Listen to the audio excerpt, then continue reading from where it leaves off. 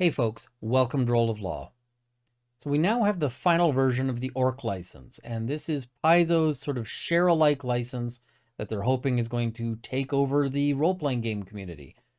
Now, I'm going to go through this in some detail and try to provide a very detailed explanation. This might be a little bit of a long video. And the reason why is I have some criticisms of this license, and I'm going to do a future video sort of talking about that. But first, I just want to have a detailed explanation out there so that people can understand it. And if you see the criticisms, you can refer back to this one if you want to understand a particular clause better. I should also note that while this might be helpful if you're, looking to write something under the ORC license, this is not a substitute for legal advice. I'm a lawyer, but I'm also just a guy talking on the internet. I'm not providing you advice specific to your situation, so call somebody because some of these could involve decisions that might be big money potentially. So don't rely on a YouTube video for legal advice. It's just not a good idea. All right, let's go through and try to explain and provide some legal information here. All right, so definitions. I'm going to start with the definitions, and I know people think definitions are boring, but definitions can be really important. In this case, there are some really important details here.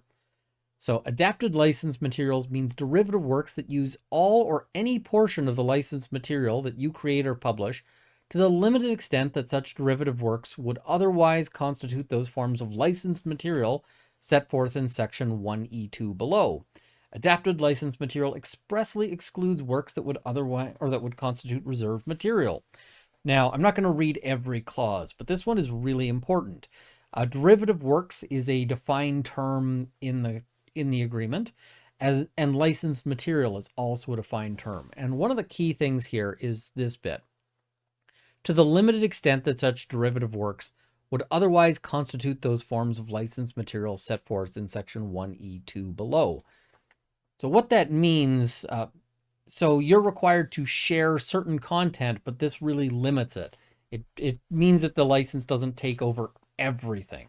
So this is an important clause. It's important to understand it, and there's lots of potential misunderstandings around this clause.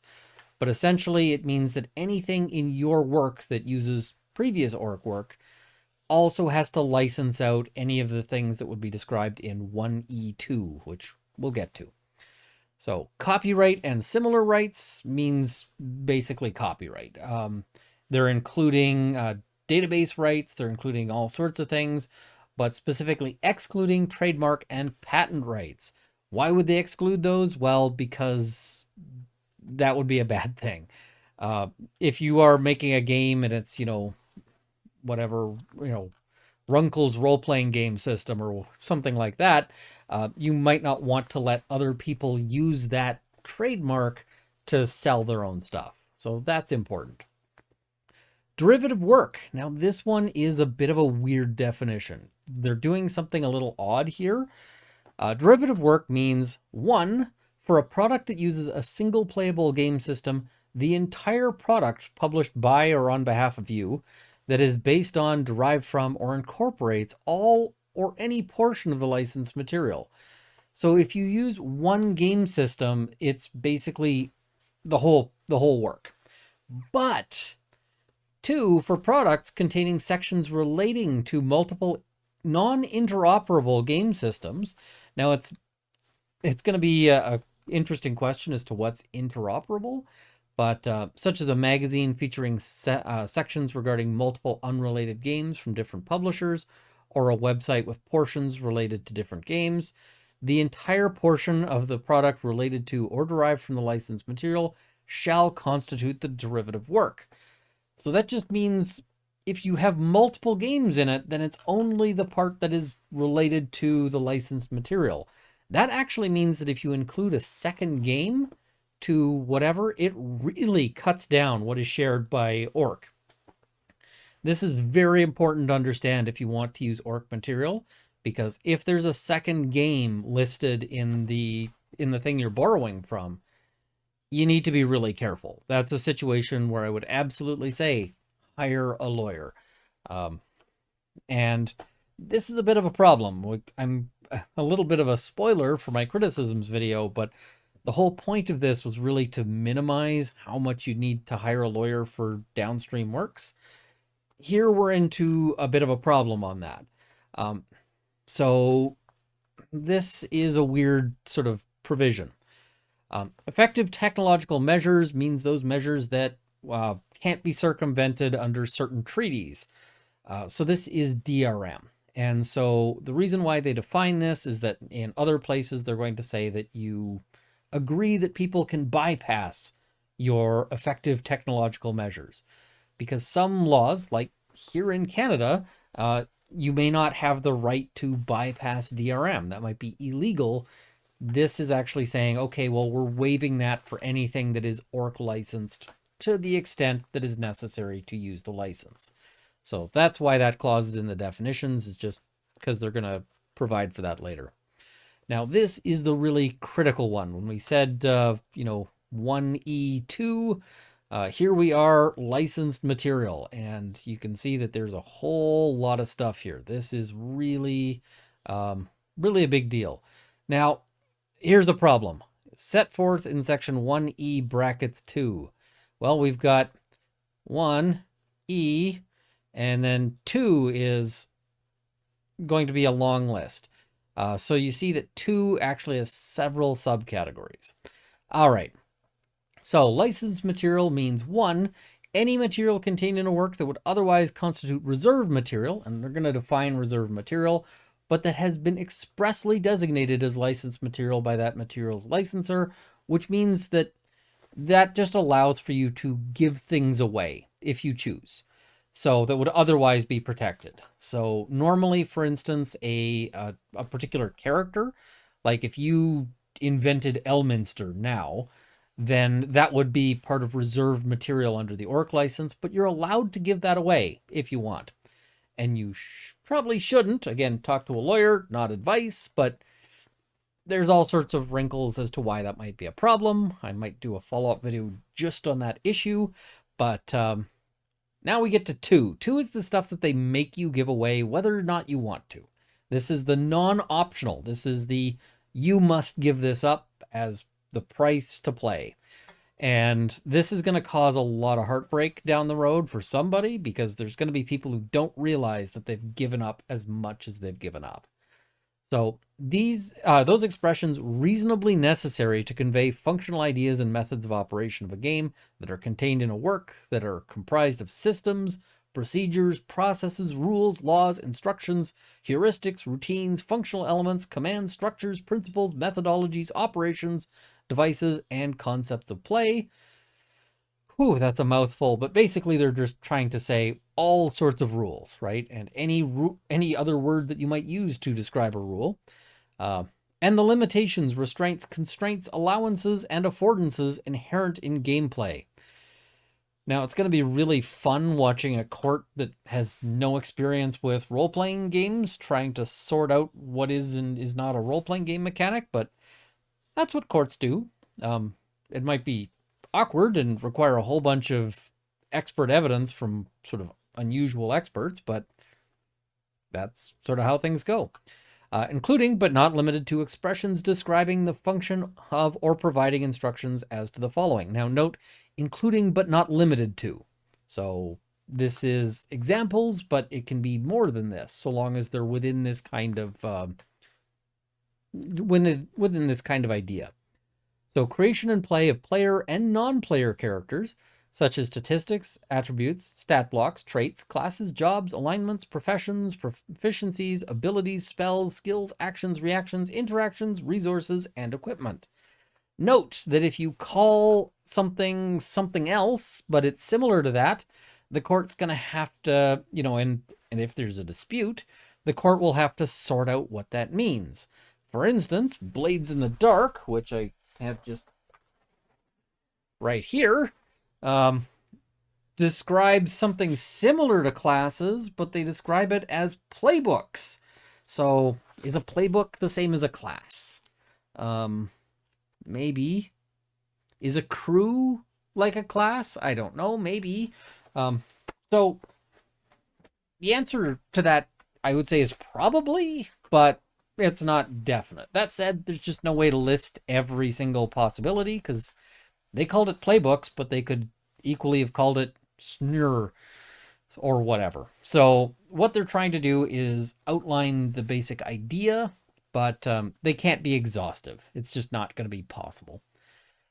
Systems and classifications applicable to gameplay, such as alignments, backgrounds, classes, experience points, levels and leveling up, encounters, combat, initiative, and turn order, movement, monster statistics, creature types, traps, conditions, buffs and debuffs, powers, terrain types, challenge ratings, moves, difficulty classes, skill checks, saving throws, resting and resource management, classification of magic systems, spell and ability effects, looting, item and equipments, diplomacy systems, dialogue options, and outcome determination. Again, these are examples as opposed to an exhaustive list. It does kind of show you that they had certain games in mind with this, because not all games use these same sort of methods. Not all games have, for instance, leveling up. You might improve skills, but is that the same as leveling up? It'll be interesting to see how a court deals with this, if they have to. I would just watch it just for the fun of watching a judge who might not have ever dealt with any of this trying to grapple with it. Methods of determining success, failure, or outcome, and any expressions of such methods or of such successes, failures, or outcomes. So this is like how you would roll dice, types of dice, that kind of thing. Methods and mediums by which players play the game, such as dice rolling, random number generation, coin flipping, card drawing and play, applying modifiers to results of chance. A lot of these things just aren't protectable anyway. Like, you can't protect the idea of rolling 20-sided dice. You know, you can't own that. But they're talking about also your descriptions of it, which normally you could own. In fact, if you're talking about certain kinds of works, like board games, which they expressly mention as being suitable for the ORC in their explainer document, then the manual that describes how you play is in fact one of the key protected materials that keeps people from just ripping your work off. So be advised. Where were we? Creating or filling in character sheets, moving and interacting with tokens or figurines, drawing maps and illustrations, speaking, messaging, acting, pantomime, writing notes, asking questions, and making statements. Everybody fixates on pantomime, but pantomime could actually be a relevant thing to a game. So the term licensed material shall in no event include third-party reserved material. So that's important. Now they've got that capitalized as a noted term, and so it's defined later. All of these sort of capitalized terms are defined here.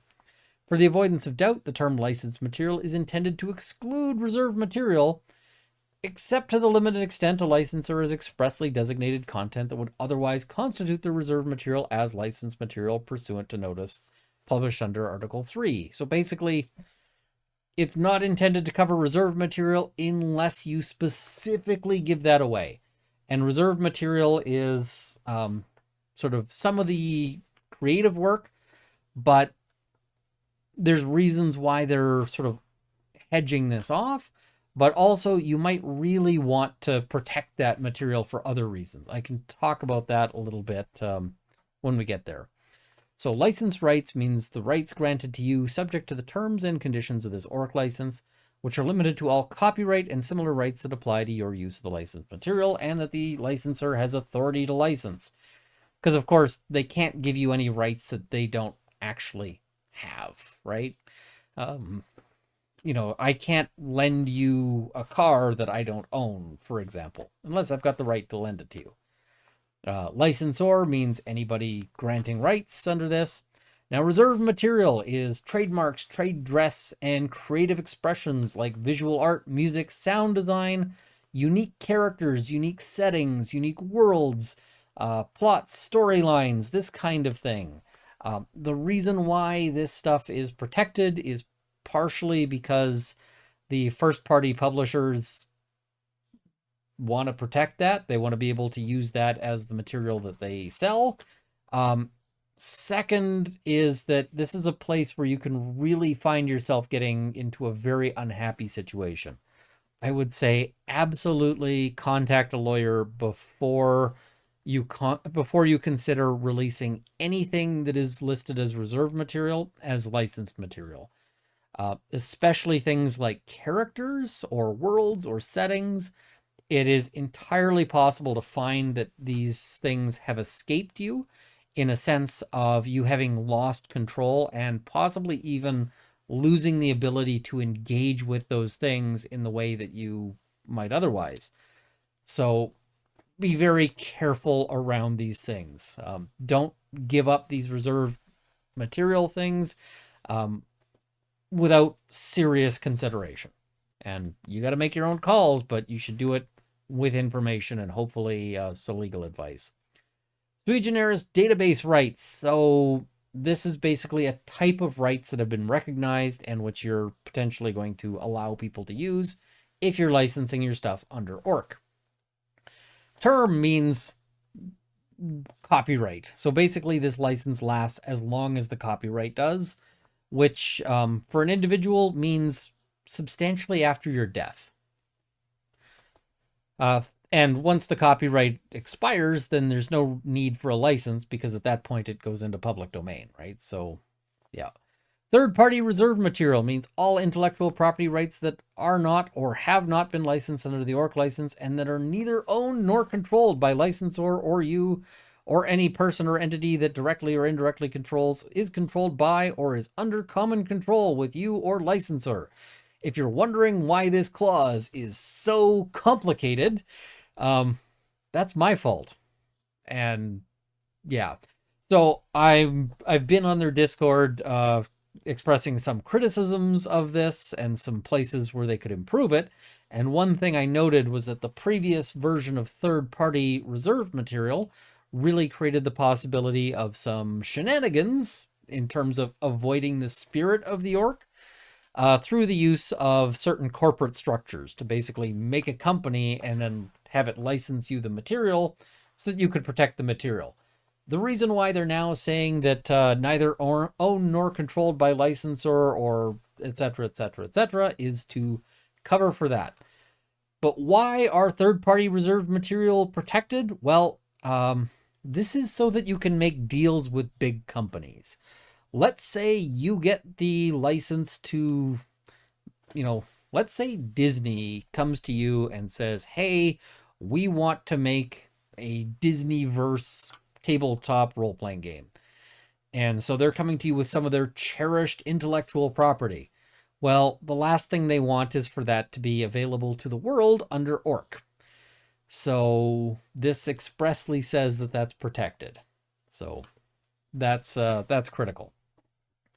And that applies to all sorts of things. For most people, this isn't going to matter a whole lot because a lot of people who are sort of writing homebrew materials and so forth are not getting those kinds of licenses. But if you are a bigger designer, like a bigger third-party creator, who might be able to pull in a license for, Firefly or whatever else, this becomes important. This is something that you're going to want to, in those cases, show to their lawyers to show that you can proceed. But also, if you're dealing with any large company like that, you should have a lawyer. So use or used, they define it in big ways, but it's pretty much what you think. They just define it for clarity. I'm not going to go through that one in full detail. Work or works. Once again, they're talking about for products containing a single playable game, the entire product is the work. And if there's multiple non-interoperable games, and again, I don't really know what non-interoperable means because I'm pretty good at hacking one game into another if I need to. I borrow stuff from all sorts of games. Like when I play D&D, I borrow tons of stuff from Blades in the Dark.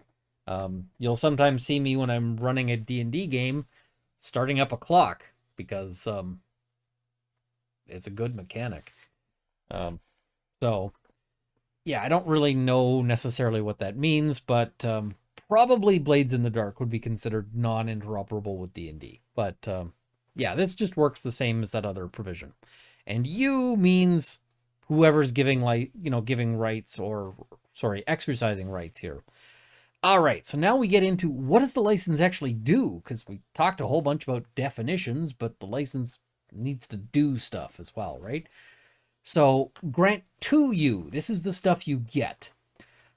You get a worldwide, which is good. I mean, you wouldn't want this to be just one country. You can sell your stuff anywhere. Royalty free, which means you don't have to pay any money each time you do a thing, which is also nice. Non-sublicensable. I actually think that's a mistake, but it is what it is. It means you can't further sublicense this down the road. So if you are using, somebody's work under ORC, you can't then license it to them under ORC. It's a weird chain. You don't need to worry about this unless you're a legal nerd looking at edge cases, which I am, but you probably aren't. And if you are, shoot me a message. We'll talk. Non-exclusive, which means that just because you have the license doesn't mean that other people can't. So lots of people can have the license. Irrevocable, can't be canceled. That's a good thing. To exercise the licensed rights in the licensed material, to use the licensed material in whole or in part, so you don't have to use the whole thing. You could take a sentence, you can take a page, you can take whatever. That may be terminated only as set forth in section VA for your breach. So the only way it can be terminated is if you breach this agreement. Licensor hereby authorizes you to exercise the license rights in all media and formats, whether now known or hereafter created. And that's good because sometimes they'll try to specify what formats you can do, and then this can be awkward if new formats are invented. For example, people said like video and audio and whatever recordings, and then streaming came along. And lots of people found that they had contracts that had big issues as to whether streaming was included. So they're saying, no. Everything that ever has existed never will exist. So you can do this both in, cuneiform and in future direct brain implant technology. That's useful. And to make technical modifications necessary to do so. If you have to do some translation to get it to work with the brain implant technology, you're allowed to do that too. A licensor hereby waives and/or agrees not to assert any right or authority to forbid you from making technical modifications necessary to exercise the license rights, including technical modifications necessary to circumvent effective technological measures. So this means basically you can bypass DRM in order to get to the stuff that is licensed to you. Because DRM otherwise can sometimes lock down even stuff that you might otherwise have permission to. It might be illegal in your area to break it. This says you have permission. Okay, so that's what you get. What do you give up? Well, grant of adapted license material by you. So you hereby receive an offer from the licensor to exercise the license rights on the express condition that you do and hereby grant to every recipient, so anybody who happens to get this material, of the adapted license material, an irrevocable offer to exercise the licensed rights in the adapted license material under the terms and conditions hereof, pursuant to which such adapted license material shall be licensed as licensed material to such recipient. Oh man, that's awkward. That's a sentence. And I mean, for a lawyer, that's not so bad. But for most people, a lot of people are going, I did not have enough coffee. So basically this means that all of that stuff that is required to be licensed, those classes and so forth, you have to let everyone else downstream use them. And the expressions of them, not just the idea of it, but also how you specifically wrote it out. Now, there is some ambiguity here, which again is a place to hire a lawyer, but keep in mind this is what you're giving up, and this might be in some cases your entire work. If you are writing a book of 1,000 new magic items, then what you might be giving up to everybody down the line is every single word you have written, which might mean, for instance, that they can copy that verbatim and sell it, say for half what you're charging. Just at which point you've got a problem, because now there's somebody out there selling your product for half your price, and there's nothing you can do about it because you've actually already given them permission. I mean, I guess all you could do is cut the price down to half of what they're charging, but you're not going to win that price war because you had to pay your artists, you had to pay for typesetting, you had to pay for all of this stuff, and they didn't. They just copied it. Sucks. They wouldn't be able to use your art, but I mean, they could probably just not use your art or just use some AI art, something cheaper than what you've got.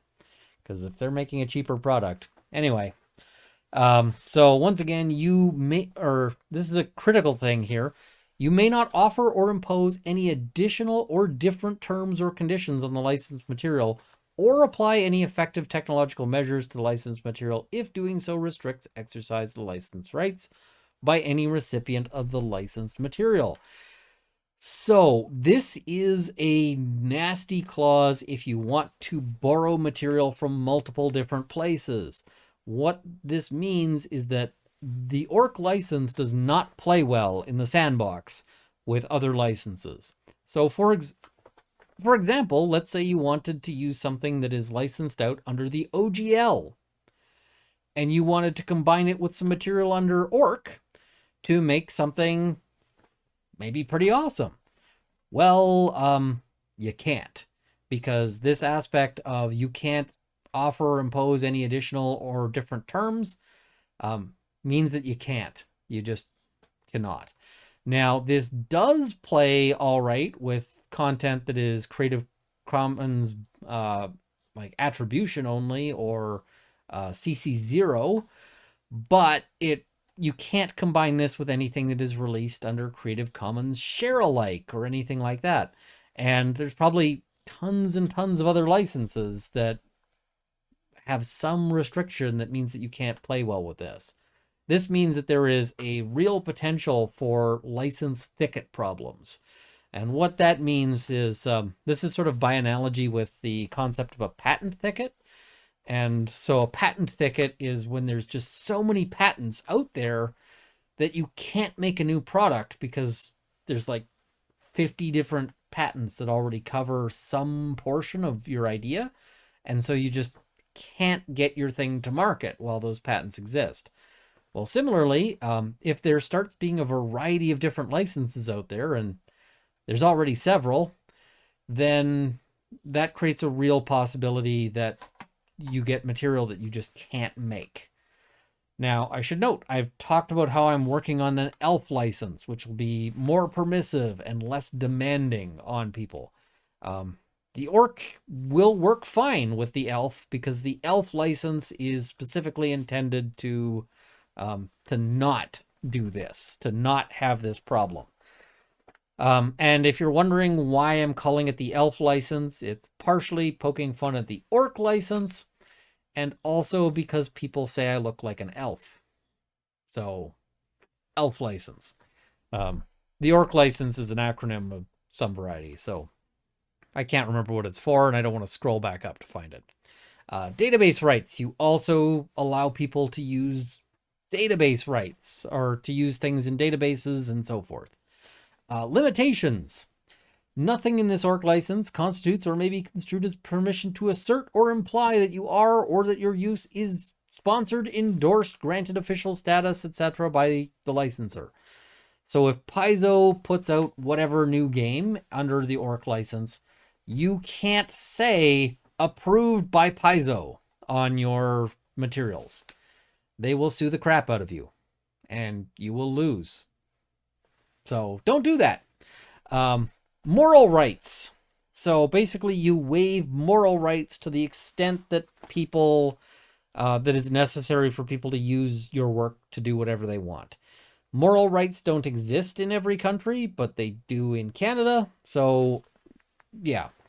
And you waive any right to collect royalties from any sort of royalty collection agency. In some countries, there are organizations that have the right to demand royalties, and this says, well, you give that up.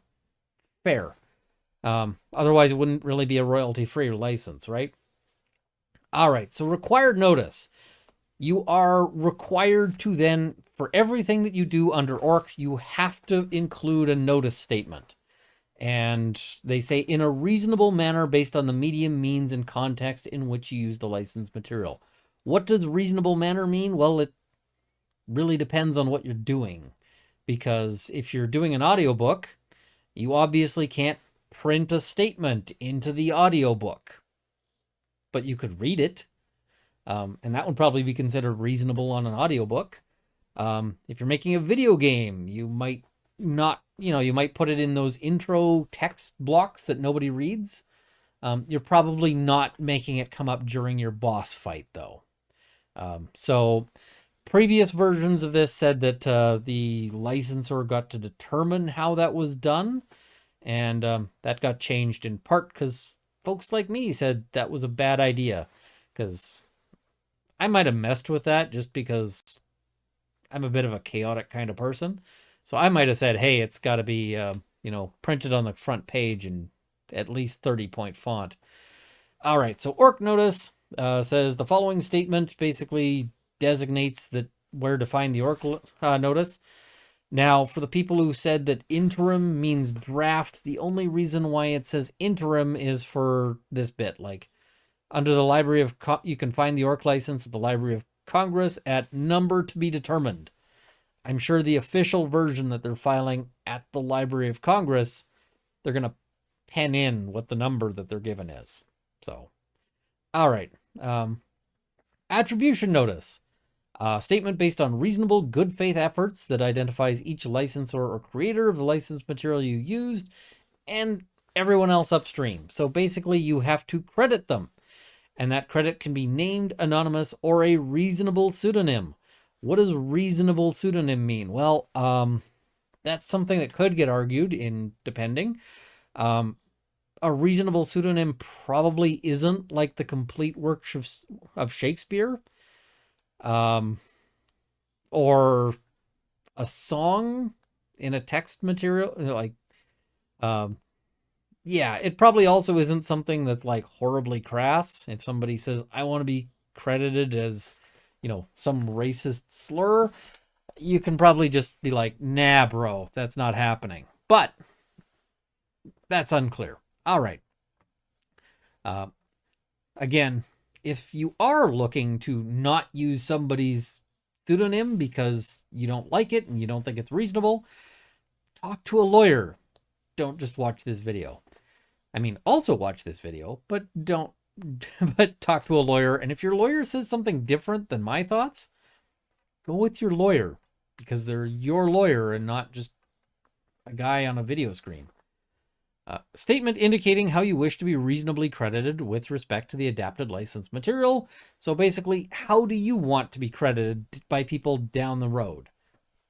You also have the ability to update that by reasonable notice. But, and this is critical, and this, again, is something that was changed from feedback, so good for them. This was a good change. You're not required to halt distribution of any works, and you're not required to destroy anything that you've already created, but you have to make good faith efforts to implement the requested change on a going forward basis. So let's say you have printed 10,000 original copies of a book that say, I am using material from Joe Blow. And Joe says, you know what? I've decided I want to be anonymous.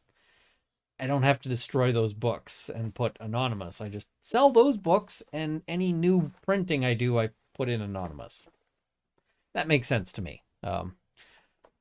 It also avoids some issues with like people who keep updating their name every 20 minutes to deny use of their work. Reserve material notice.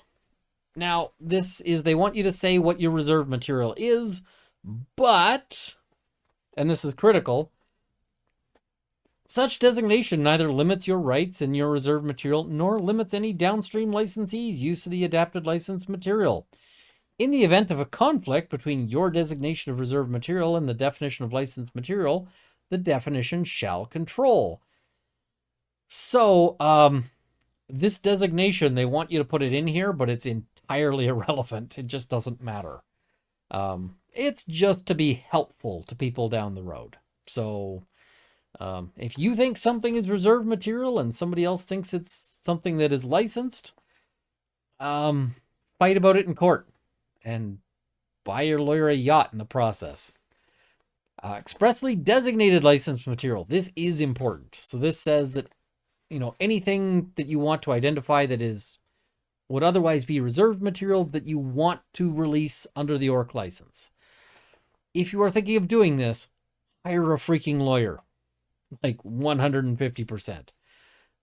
So sample notice. This is just a sample notice where they're just where they're providing you an example. This is just by way of example. They say that they think that this would comply, but you're not required to make it look like this.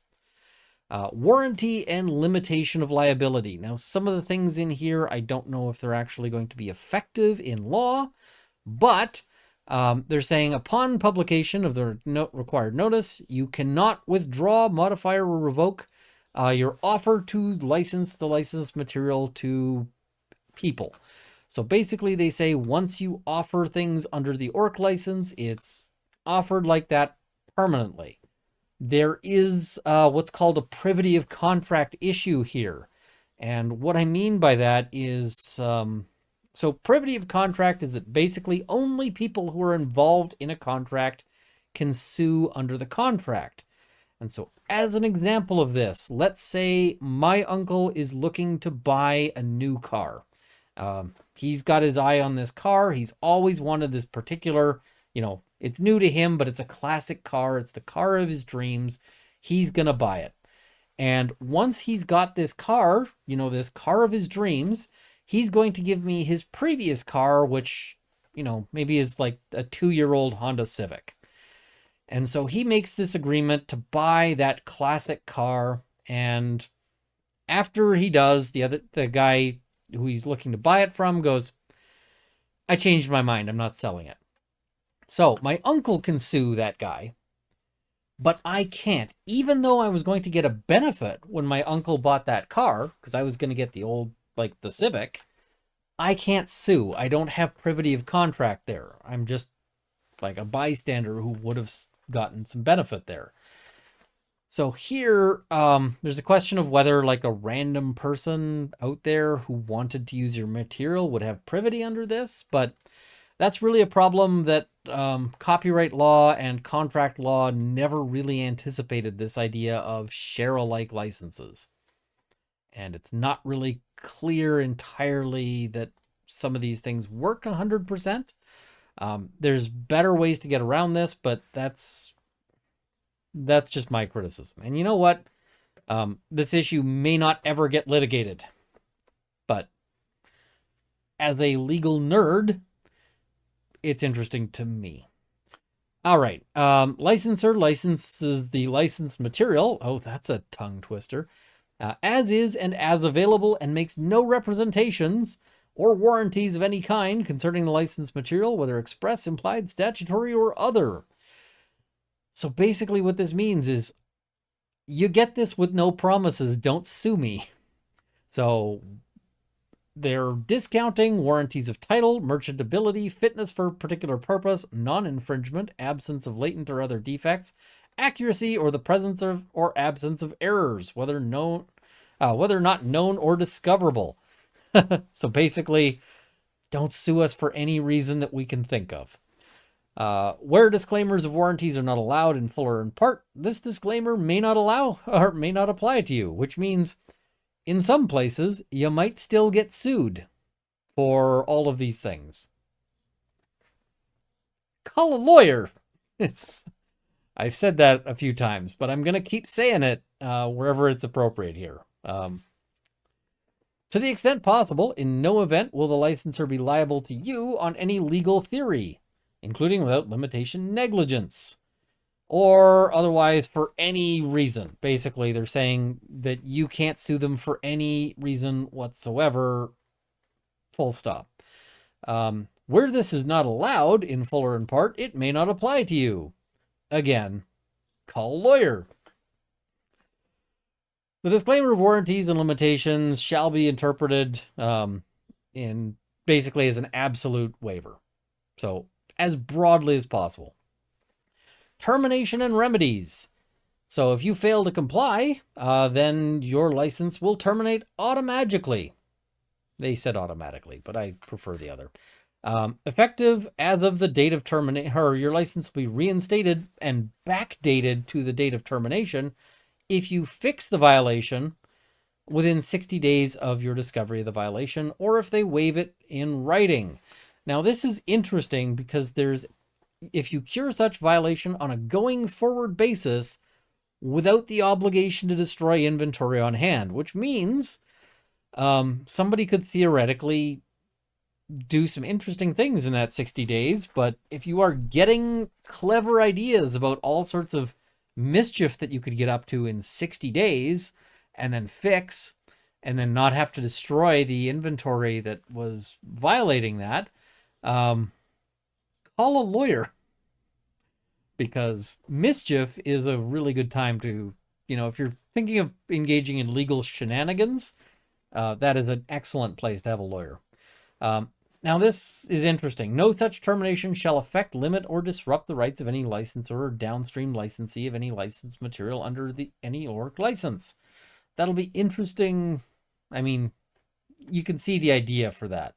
It's basically that if Joe writes a thing and then Bob adapts the stuff from Joe, and then you use the stuff from Bob, who's that middle person, if Bob then screws up and gets kicked out of the ORC license, the idea is that you can still use Bob's stuff. And so that way you're not potentially getting screwed by one person way upstream doing something weird. So that's kind of the idea. So only the licensor and licensors, upstream licensors under this ORC license, which you are deemed to be in privity herewith,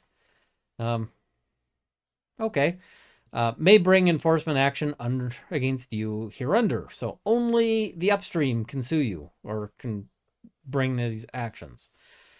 This constitutes a limitation on your remedies.